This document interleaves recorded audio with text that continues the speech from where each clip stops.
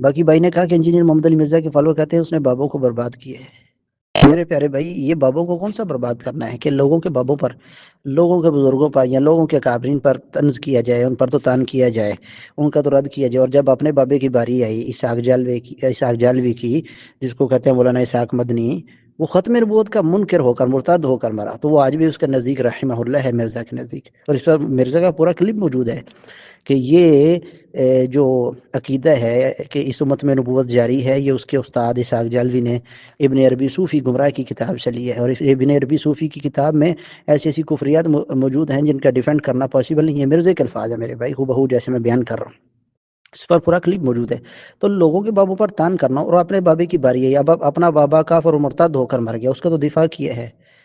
لوگوں کو ناسبی کہنا کہ اہل بیت سے بغض رکھنے، اور اپنا بابا جو ہے وہ علی رضی اللہ عنہ کے قاتل ابن ملجم عبد الرحمن بن ملجم کی تعریفیں کرتا مر گیا، تو وہ آج بھی رحمہ اللہ ہے، اس کا بابا اس کے نزدیک۔ تو یہ بابا بچاؤ مہم جو ہے یہ مرزے نے سٹارٹ کی، لوگوں کے بابوں پر تان کرنا اور اپنے بابے کو بچاؤ، اپنے بابے کے بارے میں لب کشائی نہیں کرنی۔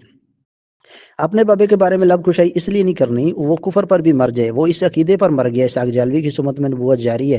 یہ ویڈیو وغیرہ ہم اس گروپ میں بھیجتے رہتے ہیں، عبد الرحمن بھائی پھر لگا دیں گے انشاءاللہ، کہ اپنا بابا کفر پر مر گیا، ختم نبوت کے انکار پر بھی مر جائے تو وہ رحمہ اللہ ہے۔ تو دوسروں کے بابوں پر اعتراض کرنا، دوسروں کے بابوں کو کہنا تمہارے بابے کلمے پڑھواتے تھے، چشتی رسول اللہ اور اشرف علی تھانوی رسول اللہ، بھائی تمہارا بابا کہتا ہے اس امت میں نبوت جاری ہے، تو بات تو ایک ہی ہوگی، تو اپنے بابے کے بارے میں بھی پھر بتاؤ نا، اپنے بابے کا بھی رد کرو۔ وہ پھر بھی رحمہ اللہ کیسے ہوا؟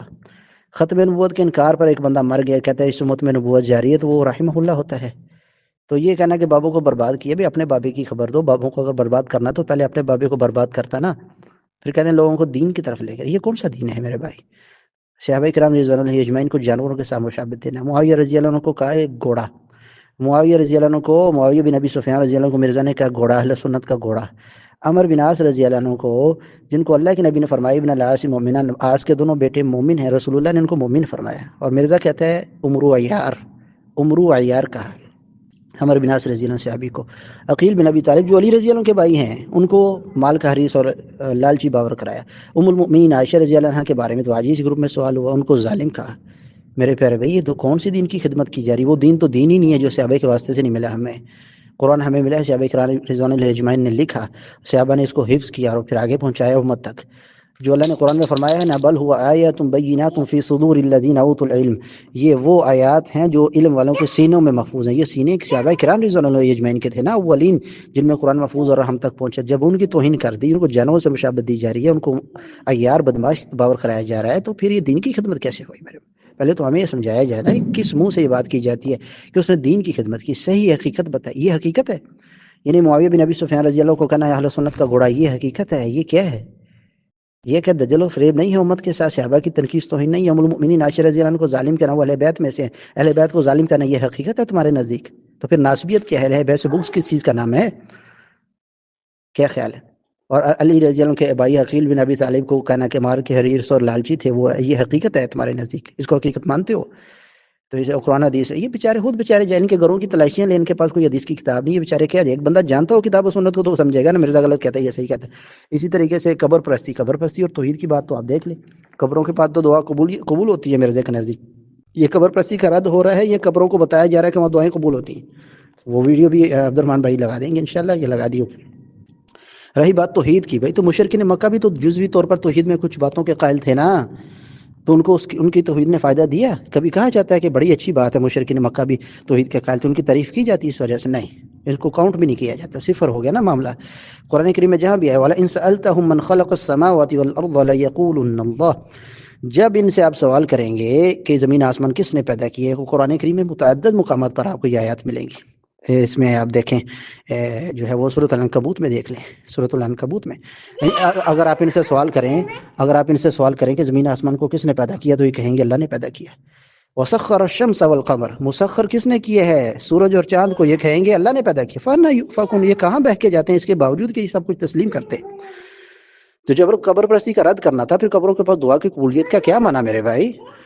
اور دوسری بات یہ یعنی اسی طریقے سے مشرکین مکہ کے بارے میں فائزہ رقیبو فی الفلک دعوا اللہ مخلصین لہ الدین، جب یہ کشتی میں سوار ہوتے تھے مشرکین مکہ تو خالص اللہ کو پکارتے تھے. یہ سورہ لقمان میں بھی ہے آخری صفحہ پر، اور سورۃ العنکبوت میں بھی آخری آیات میں آپ کو ملے، دونوں صورتوں میں آخری آیات میں فائزہ رقیبو فی الفلک دعوا اللہ مخلصین لہ الدین، جب کشتی میں سوار ہوتے تھے تو خالص اللہ کو پکارتے تھے. فلما نجاہم الی البر اذا هم یشرکون، جب خشکی میں آتے تھے پھر شرک کرتے تھے. جزوی توحید کے تو وہ بھی قائل تھے بھائی، وہ بھی اس چیز کے قائل تھے.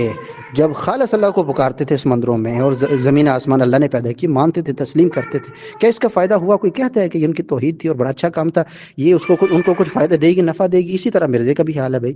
جس چیز کو وہ بدعقیدگی کہتا تھا کہ یہ بدعقیدگی ہے، یہ کہنا کہ اللہ ہر جگہ موجود ہے اور ہر جگہ میں تو ٹوائلٹ بھی آتا ہے، یہ بدعقیدگی ہے. اور یہ بدعقیدگی جہمی اور معتزلہ کی طرف سے آئی ہے امت میں. آج اسی بدعقیدگی پر اس کا وہی عقیدہ بن گیا ہے. آپ دیکھ لیں وہ کہہ رہے ہیں کہ اللہ ٹوائلٹ میں بھی جیسے اس کی شان کے لائق.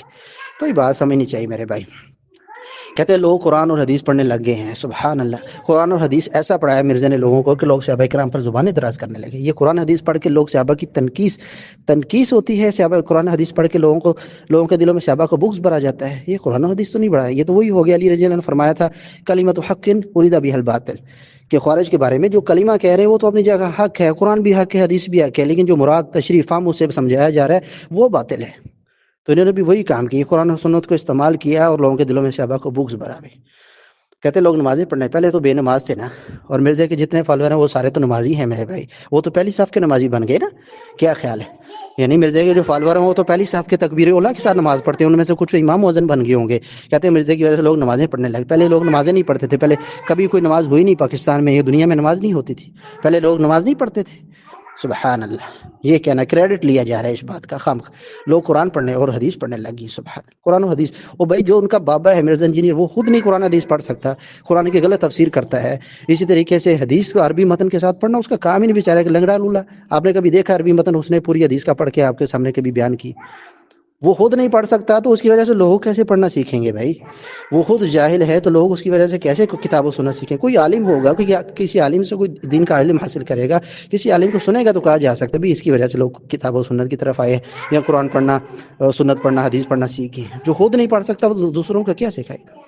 کہتے ہیں صحیح دین کا مطلب پتہ لگا ہے مولویوں سے نکلے ہیں. سبحان اللہ، مولویوں سے نکلے یعنی مرزا کی وجہ سے لوگ مولویوں سے نکلے ہیں یا جو ہے وہ صحابہ کرام کی تنقیس میں پھنسے ہیں. صحابہ کی تنقیس میں پھنسے ہیں میرے بھائی، مولویوں سے نکلے ہیں. مرزا نے دوسروں کے بابوں سے نکالا اور اپنے بابے میں ڈال دیا. وہ میں نے بتا دیا ساق جلوی کے بارے میں. کہتا ہے اس امت میں نبوت جاری ہے. علی رضی اللہ عنہ کے قاتل کی تعریفیں کرتا مرزا کا بابا عبد الرحمن بن ملجم ابن ملجم کی تعریفیں کرتا نہیں تھکتا مرزا کا بابا. مولویوں سے نکالا تو اگر مولوی اور بابوں سے نکالنا تو اس سے کیوں نہیں نکالنا؟ اپنے بابوں سے نہیں نکالا.